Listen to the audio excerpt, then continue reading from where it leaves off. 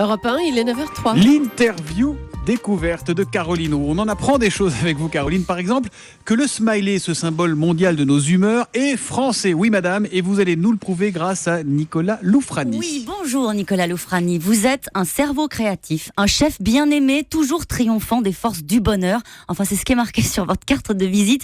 Il faut comprendre, vous dirigez la Smiley World Company, vous protégez et vous vendez partout dans le monde cette pastille jaune qui se marre. Tout a commencé 15 jours après votre naissance, avec votre père, c'est dans les années 70. Et comme aujourd'hui, Nicolas Loufrani, l'ambiance du pays était un peu maussade. Il a eu une idée de génie. Oui, bonjour Caroline. Donc en fait, son idée, c'était très simple, c'était de mettre en avant les bonnes nouvelles. Il s'est dit, si on met un petit smiley à côté de toutes les bonnes nouvelles dans François, qui est à l'époque le premier quotidien national français, donc avec beaucoup de visibilité, les gens vont pouvoir aller voir des bonnes nouvelles ou des nouvelles marrantes, ça va leur donner des choses positives dans la tête et ils vont avoir une attitude différente vis-à-vis de leur entourage et être plus positif. Le dessin, c'est lui qui l'a créé ou il existait déjà ?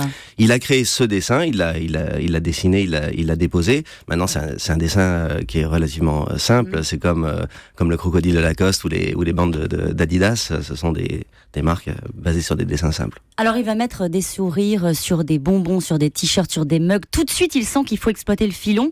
Et son coup de génie, c'est vraiment de déposer et de défendre la marque. Et ça n'a pas toujours été facile. Oui, tout à fait. Alors, son coup de génie, c'est effectivement, il a été conseillé de le faire à l'époque parce qu'il avait créé ce concept et il avait besoin de se protéger vis-à-vis de ses partenaires. Et il a donc déposé cette marque. Il a aussi déposé des copyrights et il a dû effectivement faire face à des gens qui ont voulu s'approprier ce dessin, le copier, s'approprier avec facilité ce que lui avait mis vraiment beaucoup d'efforts pour construire. Alors, dans les années 80, c'est une star, le smiley. Ouais. Mais après, c'est plus compliqué. Il y a eu des passages à vide. On se souvient aussi qu'on retrouve le smiley dans les années 2000. C'est sur des pilules d'acide. Ça, c'était pas prévu. Comment est-ce que vous faites pour le remettre à la mode ? Là, vous entrez en scène, vous, dans les années 90. Oui, en fait, moi, j'ai commencé à rentrer chez Smiley en 97 et j'avais vu ce logo toute ma vie et mon père à l'époque disait il a 25 ans et pas une ride. Moi, je trouvais ça plutôt problématique. Je voulais justement lui donner un peu plus de vie, le transformer. Donc, ce que j'ai fait, la première étape, c'était d'en faire un logo en 3D, un personnage. L'informatique de l'époque commençait à permettre ça. On a créé donc un smile en 3D. On lui a donné des tas d'expressions différentes. Des centaines d'expressions différentes qui sont devenues par la suite les fameuses émoticônes. Que tout le monde utilise. Alors justement Nicolas Loufrani, vous parlez des émoticônes. On va juste rappeler que le smiley aujourd'hui c'est 1200 personnes dans le monde qui travaillent sur la marque. La marque génère 200 millions de dollars de ventes. Chaque jour, vous avez raison, on s'échange des milliards de sourires. Ça vous a échappé en réalité, les émoticônes ?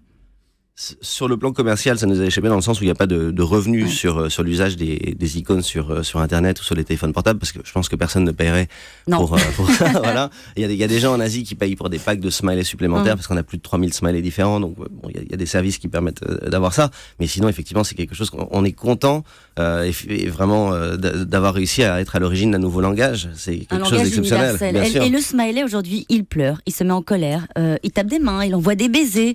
Ouais. Est-ce qu'on est encore dans l'histoire voulue par votre père ?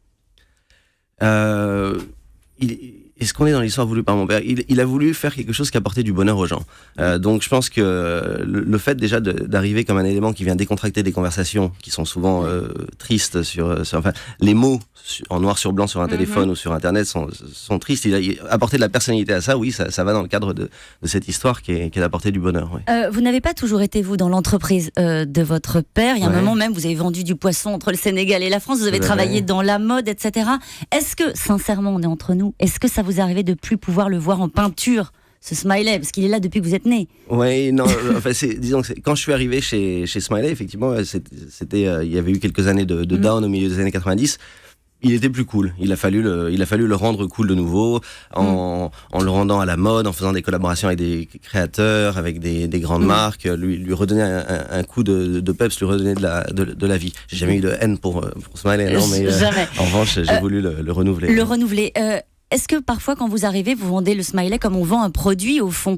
Est-ce que parfois, étant donné le climat, on y revient, ambiant, est-ce que c'est dur de vendre du sourire en ce moment ? Non, Non. c'est pas dur de vendre du sourire. Parfois, on arrive face à des gens, effectivement, ce sont des murs, dans un univers corporate, que ça peut être des acheteurs d'hypermarchés ou des clients, mais bon, on arrive toujours à décontracter tout le monde avec ça.